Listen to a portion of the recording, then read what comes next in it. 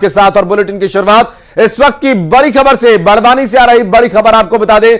मजदूरों से भरा एक वाहन पलट गया, जहां एक मजदूर की इस दुर्घटना में मौके पर ही मौत हो गई और 12 लोग इस हादसे में घायल हुए बताए जा रहे हैं। घायल पाटी सलावद और बड़वानी में भर्ती ठेचा पलवट के बीच बेनी नदी के पास यह हादसा हुआ बताया जा रहा है। दो वाहनों की टक्कर के बाद एक वाहन पलट गया और सलावत थाना क्षेत्र में बेनी नदी के पास यह हादसा हुआ बताया जा रहा है, जहां मजदूरों से भरा एक वाहन पलट गया, जिसमें एक मजदूर की जान भी चली गई और 12 घायल बताए जा रहे हैं। यह घटना घायल पाटी सलावत और बड़वानी में भर्ती कराए गए। दरअसल ठेचा पलवट के बीच बेनी नदी के पास यह हादसा हुआ। पंकज हमारे सहयोगी जुड़ गए हमारे साथ। पंकज, कब यह दुर्घटना हुई और अभी क्या स्थिति है फिलहाल?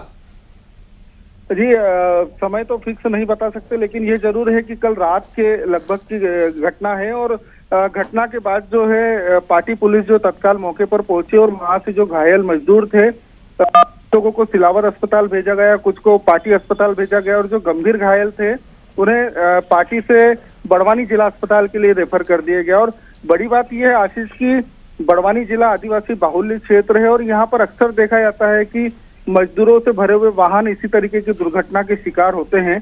तो कहीं ना कहीं एक पुलिस प्रशासन को या यातायात विभाग को ये चाहिए कि ऐसी कार्रवाइयां चलती रहें जिससे कि मजदूरों का जो वाहनों से आवागमन होता है उस पर रोक लग सके, क्योंकि ये एक बड़ा कारण है कि जिससे हादसों पर रोक लग सकती है। आशीष, बिल्कुल, और इस तरह की दुर्घटनाओं में जान गंवाने वाले गरीब मजदूर के परिवार वालों को यहाँ पर इस तरह की समस्या उठानी पड़ती है और दुर्घटना में मारे जाने वाले लोगों की बाद में स्थिति परिवार की खराब होती है। और ये मजदूरों के आवागमन के लिए ऐसे वाहन नहीं होते जिसमें कि नियमों को ताक पर रखकर इस तरह की कार्रवाई होती है। हालांकि प्रशासन को भी इस पर अब सख्ती दिखानी होगी। बहुत शुक्रिया आपका इस पूरे मामले पर जानकारी देने के लिए पंकज।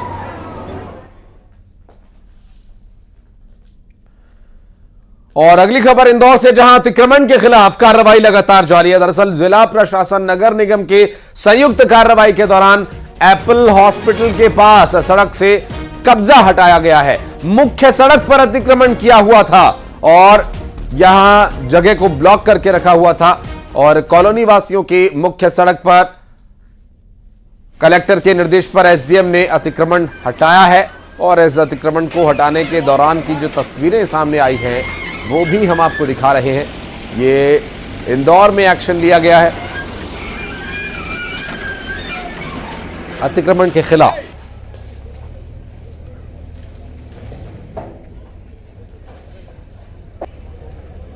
नगर निगम की टीम पुलिस के साथ मौके पर पहुंची थी। सुरक्षा बलों के मौजूदगी में यहां पर इस पूरी कार्रवाई को अंजाम दिया गया।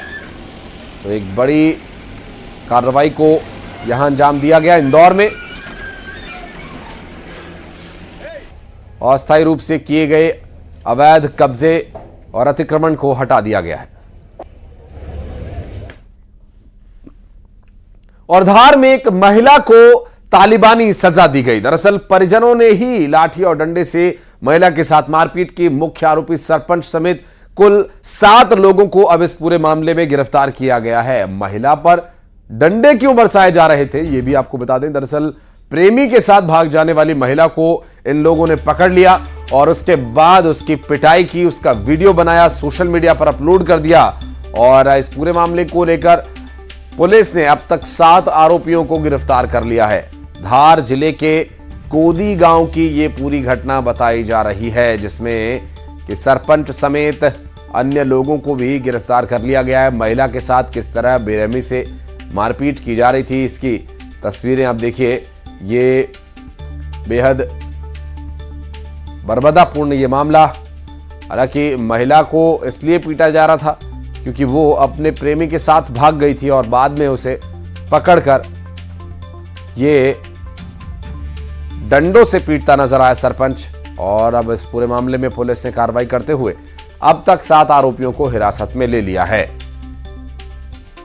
ये धार से पूरा मामला सामने आया।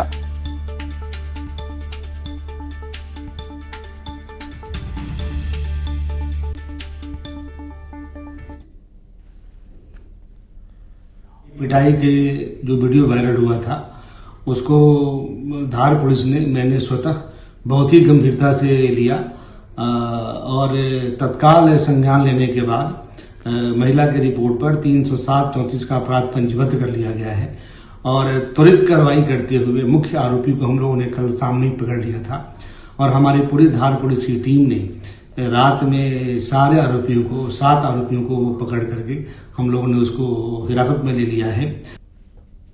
और बढ़ते आगे आपको बता दें कि उज्जैन में विक्रम विश्वविद्यालय की फार्मेसी में छात्र छात्राओं ने जमकर हंगामा किया और यहां करीब 100 से अधिक छात्र छात्राओं ने एबीवीपी के साथ मिलकर एग्जाम शुरू होने से पहले मुख्य द्वार पर ताला लगा दिया। छात्रों ने विभाग के केमिस्ट्री के प्रोफेसर अनीस शेख पर व्हाट्सएप ग्रुप बनाकर छात्राओं को नमाज पढ़ने के लिए उकसाने का आरोप लगाया। उसके फायदे सहित हिंदू लड़के लड़कियों को टारगेट करने का भी आरोप लगाया है।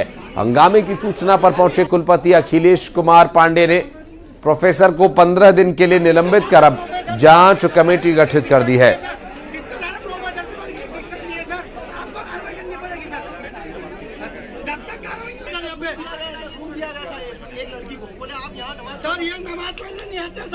अजय हमारे सहयोगी इस वक्त हमारे साथ जुड़ गए, उनसे बात करेंगे। अजय, आखिर ये क्या मामला है? व्हाट्सएप पर किस तरह से प्रोफेसर नमाज पढ़ने के लिए और किन किन बातों के लिए उकसा रहा था? ये जो आरोप है, कितनी सच्चाई है इसके पीछे?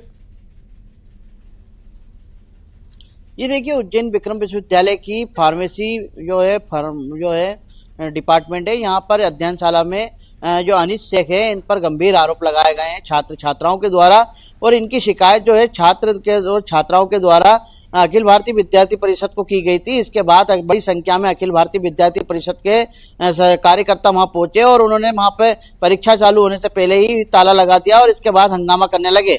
इस खबर लगते ही जो है अखिलेश कुमार पांडे जो कुलपति हैं वो पहुंचे और उन्होंने पूरी बात सुनी और इसके बाद जो है छात्र छात्राओं ने आरोप लगाए कि जो अनीस शेख हैं इनके द्वारा एक व्हाट्सएप ग्रुप बनाया गया है और जो हिंदू लड़का लड़की हैं उनको जो है टारगेट किया जाता है, उनको नमाज पढ़ाने के फायदे बताए जाते हैं, नमाज से क्या फायदे होते हैं ये बताया जाता है और ऐसे में जो है उनके लोगों को पास किया जा रहा है और हम जैसे लोगों को फेल किया जा रहा है। तो इस पूरे गंभीर विषयों पर जो है छात्र छात्राओं ने उन पर आरोप लगाए हैं। वहीं इन सब बातों को सुनने के बाद अखिलेश कुमार पांडे ने जो है जांच बिठा दी है और इसी के साथ 15 दिन के लिए जो है प्रोफेसर अनीस शेख को जो है निलंबित कर दिया है। फिलहाल अभी जांच 15 दिन तक चलेगी और इसके बाद जो भी रिजल्ट आता है इसके आगे की कार्रवाई की जाएगी। जी, बहुत शुक्रिया अजय आपका इस पूरे मामले पर जानकारी देने के लिए। और बढ़ते आगे उज्जैन से अगली खबर आपको बता दें, उज्जैन के विक्रम विश्वविद्यालय में आज अखिल भारतीय विद्यार्थी परिषद संगठन के द्वारा फार्मेसी की अध्ययनशाला में जमकर हंगामा किया गया। दरअसल एग्जाम शुरू होने से पहले यह सब कुछ देखने को मिला। बता दें कि इस प्रकार में ये जो पूरा घटनाक्रम है, जो अब तक इस पूरे घटनाक्रम को लेकर जानकारी मिल रही थी, उस पर अब कार्रवाई की जा रही है। बढ़ते आगे रुक करेंगे ग्वालियर से अगली खबर का, जहां ग्वालियर में सड़क पर स्टंटबाजी का दौर लगातार जारी है और इसी कड़ी में एक ऑटो चालक का स्टंट करते हुए वीडियो सामने आ रहा है। दरअसल इस कड़ी में देखिए, ऑटो को 2 पहियों पर चलाता स्टंट करता ये ऑटो चालक, जिसका वीडियो बनाया जा रहा है और सड़क के दोनों तरफ काफी संख्या में लोग खड़े होकर इसे देख भी रहे हैं। और वीडियो शंकरपुर इलाके का बताया जा रहा है, जहां ऑटो चालक बीच सड़क पर स्टंटबाजी करता नजर आया और ये स्टंट का वीडियो पुलिस के पास पहुंचने के बाद अब इसकी तलाश की जा रही है। सुशील कौशिक से बात करेंगे, हमारे सहयोगी इस वक्त हमारे साथ जुड़ गए। सुशील, बीच सड़क पर यातायात नियमों की जमकर धज्जियां उड़ाई जा रही हैं, क्या कुछ एक्शन लिया जा रहा है ऑटो चालक के खिलाफ? बिल्कुल, देखिए ग्वालियर में ऑटो चालकों के स्टंट के वीडियो समय समय पर आते रहते हैं और ऐसा ही एक वीडियो सामने आया है जहां 2 दिन पहले का घटनाक्रम बताया जा रहा है। शंकरपुर इलाके में, जहां स्टेडियम के पास ये मेन रोड है शंकरपुर की, उसी पर ये ऑटो चालक जो है स्टंट करता हुआ नजर आ रहा है। रात के वक्त का ये पूरा घटनाक्रम था। लोगों ने इसका वीडियो भी बनाया, आप देख सकते हैं। इसमें साफ तौर पर वो जान जोखिम में डालकर और लोगों की भी सुरक्षा से खिलवाड़ करता नजर आ रहा है। सड़क पर 2 पहियों पर ऑटो चला रहा है। इस वीडियो के सामने आने के बाद जब सोशल मीडिया पर वायरल हुआ तो फिर अब पुलिस अधिकारियों ने भी इस मामले को ट्रैफिक पुलिस को जांच के लिए सौंपा है कि जल्द से जल्द इसकी जांच करके तस्दीक करके इसमें ऑटो चालक के खिलाफ कार्रवाई की जाए, ताकि इस तरह की घटनाओं पर लगाम लगाया जा सकता है। आपको बता दें कि महीने भर में करीब 3 से 4 ऐसे घटनाक्रम सामने आए हैं जब ऑटो चालकों ने इस तरह से सड़क पर स्टंट किया हो और अपनी खुद की सुरक्षा और जो आम लोग हैं उनकी सुरक्षा को खतरे में डाला था। तो अब पुलिस इस मामले की तस्दीक करने के बाद कार्रवाई की बात कह रही है। बिल्कुल, और जब तक सुशील इस पर सख्त कार्रवाई नहीं होगी और ऐसे स्टंटबाजों पर कोई असर शायद न पड़े और एक सख्त नजीर यहां पर देने की आवश्यकता है। बहुत शुक्रिया सुशील आपका इस पूरे मामले पर जानकारी देने के लिए। और भोपाल से अगली खबर आपको बता दें, एमपीईएसबी ने निर्णय लिया है भर्ती परीक्षा में निगरानी सिस्टम को मजबूत करने का। आपको बता दें कि अब मध्य प्रदेश में भर्ती परीक्षाओं के लिए 2 एजेंसीज नियुक्त की जाएंगी। एक एजेंसी जो ऑनलाइन परीक्षा कराएगी, दूसरी एजेंसी परीक्षा कराने वाली एजेंसी की निगरानी करेगी। भर्ती परीक्षा में पारदर्शिता लाने के लिए यह व्यवस्था बनाई जा रही है ताकि जो छात्र छात्रा तैयारी कर रहे हैं, मेहनत कर रहे हैं, उनकी मेहनत खराब न जाए। शैलेंद्र चौहान हमारे सहयोगी जुड़ गए हमारे साथ, उनसे बात करेंगे। शैलेंद्र, ये 2 कमेटियां बनाए जाने का निर्णय तो काफी अच्छा सुनाई दे रहा है, लेकिन ये काम कैसे करेगा और क्या कुछ इसके बारे में डिटेल्स है अपने पास? हाँ, देखिए बिल्कुल एमपीईएसबी ने जो फैसला लिया है वो सबसे अहम इसलिए हो जाता है, यह संस्था ही पहले व्यापम हुआ करती थी और व्यापम का जो घोटाला है पूरे मध्य प्रदेश में सबसे चर्चित रहा, जिसकी गूंज राष्ट्रीय स्तर पे हुई थी और काफ़ी आरोप लगे थे। सरकार काफ़ी इस मामले में कटघरे में थी। उसके बाद व्यापम का नाम बदल कर एमपीएसबी किया गया। तो अब यही एजेंसी एक बड़ा फैसला लिया है। लगातार ये शिकायतें आ रही थी कि परीक्षाओं में गड़बड़े, पिछले कुछ ही दिनों पहले नर्सिंग घोटाला सामने आया, नर्सिंग कॉलेज से जुड़ा हुआ, उसके अलावा और भी कई जो व्यावसायिक परीक्षाएं उसमें कहीं ना कहीं शंका के बादल मंडराते रहते हैं, ये गड़बड़ी की आशंका होती है। तो सरकार अब ये एक एजेंसीज के थ्रू मॉनिटरिंग कराने का फैसला लिया है ताकि अब अगर कोई परीक्षा कराती ऑनलाइन, जैसा कि पिछले कुछ समय पहले जो पटवारी भर्ती परीक्षा थी उसमें ये शिकायत आई थी कि मध्य प्रदेश सरकार के कोई मंत्री हैं, उनके कॉलेज या ऐसे बड़े कॉलेज में जो वो ही थी परीक्षा, उसमें गड़बड़ हुई थी। तो अब निश्चित ही परीक्षा अगर कराने वाली संस्था अगर ऑनलाइन जो एग्जाम लेती है उस एजेंसीज की भी निगरानी होगी। तो इसके लिए अभी ऑफर बुलाए गए हैं और इस ऑफर के बाद इस एजेंसी से काम कराया जाएगा। कैसा पैरामीटर्स होंगे ये सब तय होंगे, लेकिन ये साफ है कि अब अगर कोई 8 या 9 लाख बच्चे बड़ी बड़ी परीक्षाओं में भर्ती होते हैं तो ये जो बच्चे परीक्षाओं में बैठेंगे तो इनकी ऑनलाइन जो परीक्षा होगी, एजेंसी जो एग्जाम करेगी, उसके बाद उसकी मॉनिटरिंग वो किस तरह से एग्जाम हो रही है।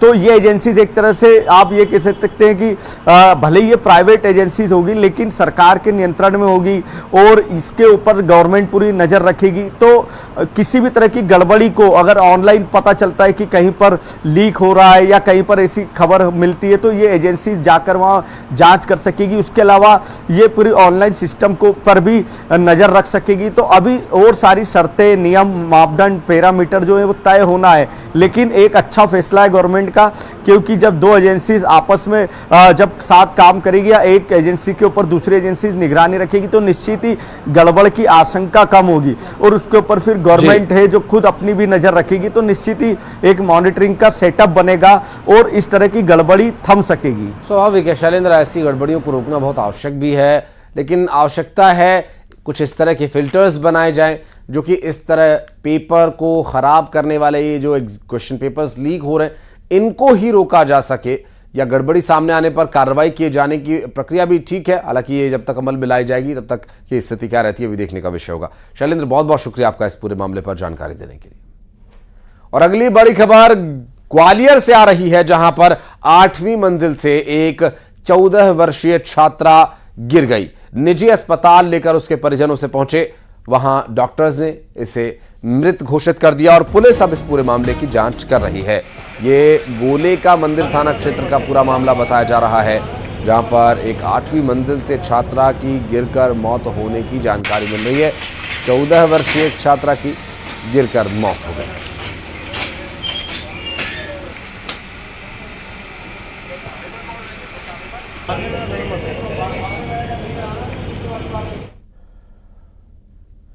और बढ़ते हैं आगे, दुर्ग से अहम खबर आपको बता दें, उद्योगपति से धोखाधड़ी का शिकार उद्योगपति नीरज अग्रवाल से धोखाधड़ी की गई है। नीरज अग्रवाल से 63 लाख रुपए की धोखाधड़ी की गई। दरअसल आरोपी ने 63 लाख रुपए की वायर रॉड खरीदे और वायर रॉड के बदले भुगतान ही नहीं किया। खुर्सीपार पुलिस पूरे मामले की जांच में जुटी हुई है। दुर्ग से धोखाधड़ी का यह पूरा मामला सामने आया। एक उद्योगपति नीरज अग्रवाल से 63 लाख रुपए की धोखाधड़ी किए जाने की बात सामने आई है। आरोपी ने 63 लाख रुपए के वायर रॉड खरीदे थे, लेकिन उन वायर रॉड्स को लेने के बाद उसकी रकम अदा नहीं की गई। 63 लाख रुपए लगभग इसकी कीमत बताई जा रही है और उद्योगपति से धोखाधड़ी का यह पूरा घटनाक्रम सामने आया। उद्योगपति नीरज अग्रवाल से 63 लाख रुपए की वायर रॉड खरीदे गए, लेकिन वायर रॉड के बदले कोई भुगतान नहीं किया गया। खुर्सीपार पुलिस इस पूरे मामले में फिलहाल जांच कर रही है और धोखाधड़ी का यह पूरा मामला दुर्ग से सामने आया है।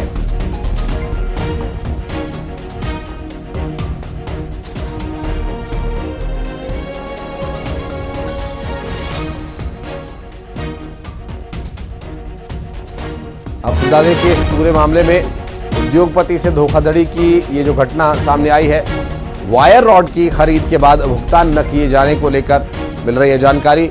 मिथिलेश हमारे सहयोगी जुड़ गए हमारे साथ, उनसे बात करेंगे। मिथिलेश, अभी क्या कुछ कार्रवाई की जा रही है, आरोपी कौन है और पुलिस क्या कह रही है, इसमें कैसे कार्रवाई होगी? देखिए, पूरा मामला जो है वो धोखाधड़ी से संबंधित है और दोनों ही कारोबारी हैं।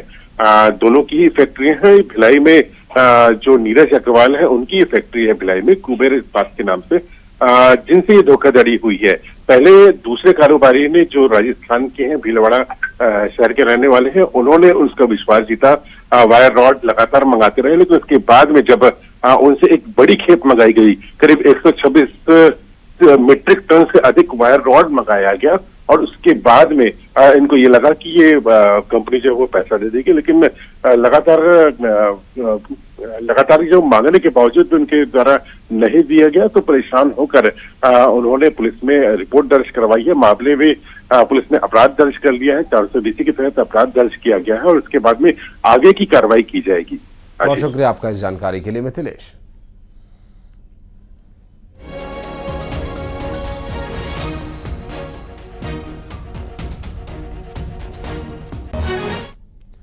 और आपको बता दें, मुख्यमंत्री विष्णुदेव साय राजभवन पहुंच चुके हैं और राज्यपाल से सीएम की मुलाकात होनी है। कैबिनेट विस्तार पर चर्चा होनी है। मानसून सत्र की अधिसूचना के बारे में बातचीत हो सकती है और क्या कुछ मुद्दे रहेंगे बातचीत के, ये आगे आपको बताएंगे। फिलहाल जानकारी मिल रही है कि छत्तीसगढ़ के मुख्यमंत्री विष्णुदेव साय राज्यपाल से मुलाकात करने राजभवन पहुंच चुके हैं और साथ ही इस मुलाकात में जो महत्वपूर्ण बिंदु रहेंगे, जिसमें कि कैबिनेट विस्तार को लेकर चर्चा हो सकती है। इसके अलावा आगामी जो विधानसभा का मॉनसून सत्र है उसकी अधिसूचना के संबंध में भी बातचीत राज्यपाल से होगी प्रदेश के मुख्यमंत्री विष्णुदेव साय की। और ये कैबिनेट विस्तार का जो विषय है, सबसे महत्वपूर्ण आज का ये विषय रहेगा अगर चर्चा होती है तो कैबिनेट विस्तार में, जिसमें अभी 2 मंत्री पद विष्णुदेव साय की कैबिनेट में खाली पड़े हैं, रिक्त पड़े हैं और इन रिक्त पदों पर किन मंत्रियों को जिम्मेदारी दी जाती है, किन सदस्यों को जिम्मेदारी दी जाती है, मंत्री बनाया जाता है, ये भी देखने का विषय हो सकता है। साथ ही जो संभावनाएं हैं वो ये भी हैं कि जो इस वक्त कैबिनेट है उसी कैबिनेट में अतिरिक्त प्रभार देकर या फिर किसी और को 2 मंत्रालय देकर 1 मंत्रालय और अतिरिक्त देकर के इसका काम निर्वहन किया जाए। बहरहाल आज का ये जो मुलाकात की जानकारी मिल रही है, इस पर और डिटेल्स आप तक पहुंचाएंगे। साथ ही ये भी आपको बताते चले कि आगामी मॉनसून सत्र को लेकर भी राज्यपाल से मुलाकात कर अधिसूचना के संबंध में बात करेंगे मुख्यमंत्री विष्णुदेव साय, ऐसी जानकारी मिल रही है। और खबर मुरैना से, जहां गौवंश की हत्या के मामले में गिरफ्तारी हुई, 3 महिला और 3 पुरुष गिरफ्तार किए गए हैं, जबकि 2 अन्य इस पूरे मामले में अभी फरार बताए जा रहे हैं। पुलिस ने प्रतिबंधित मांस भी बरामद किया है। दरअसल एक प्लास्टिक के बोरे में भरकर यह मांस रखा हुआ था। सूचना के बाद गौ सेवकों की टीम मौके पर पहुंची और गुस्साए गौ सेवकों ने हाईवे पर जाम लगा दिया और काफी देर तक हंगामा चलता रहा। आपको बता दें कि गौवंश की हत्या के मामले में कार्रवाई पुलिस को जब शिकायत दी गई तो की गई। गुस्साए गौ सेवकों ने सड़क को जाम कर दिया, प्रदर्शन करने लगे। मुरैना से यह पूरा घटनाक्रम सामने आया। पुलिस ने यहां से प्रतिबंधित मांस भी बरामद किया है और प्लास्टिक के बोरे में ये मांस भरकर रखा हुआ था। और खबर मंडला से, जहां स्ट्रीट वेंडर ने दुकानदार को पीटा और दुकानदार की अंगुली काट दी। दरअसल दुकान लगाने से मना करने पर यह पूरा विवाद शुरू हुआ था और इसकी एक तस्वीर भी सीसीटीवी कैमरे में रिकॉर्ड हो गई है, वो भी आपको दिखाएंगे। फिलहाल आपको बता दें कि ये जो पूरा विवाद है दुकान लगाने से मना करने पर शुरू हुआ और आप तस्वीरों में देख सकते हैं कि जो वेंडर है वहां दुकान लगाने की कोशिश कर रहा था, हालांकि इस दौरान मना करने पर वहां बवाल हो गया और मारपीट हो गई आपस में और अंगुली पर चोट आई है। बॉलीवुड के अभिनेता सलमान खान के घर पर हुए फायरिंग मामले में पुलिस को बड़ी सफलता मिली है। पुलिस के मुताबिक वारदात के पीछे गैंगस्टर लॉरेंस बिश्नोई के भाई अनमोल बिश्नोई का हाथ है और इसे लेकर मुंबई पुलिस को सबूत मिल चुके हैं। पुलिस को आरोपियों के पास से अनमोल बिश्नोई की ऑडियो रिकॉर्डिंग्स मिली हैं। सूत्रों के मुताबिक इस पूरे मामले में मुंबई क्राइम ब्रांच ने गुजरात से विकी गुप्ता और सागर पाल को गिरफ्तार किया था। जांच के दौरान पता चला कि फायरिंग करने से लेकर उसके पीछे छिपने तक अनमोल बिश्नोई शूटर्स से लगातार संपर्क में था। अनमोल बिश्नोई के बीच और इनके बीच हुई बातचीत का भी ऑडियो सामने आया है और खबरें आगे भी जारी है। वक्त एक बहुत छोटे से ब्रेक का, जल्द लौटते हैं।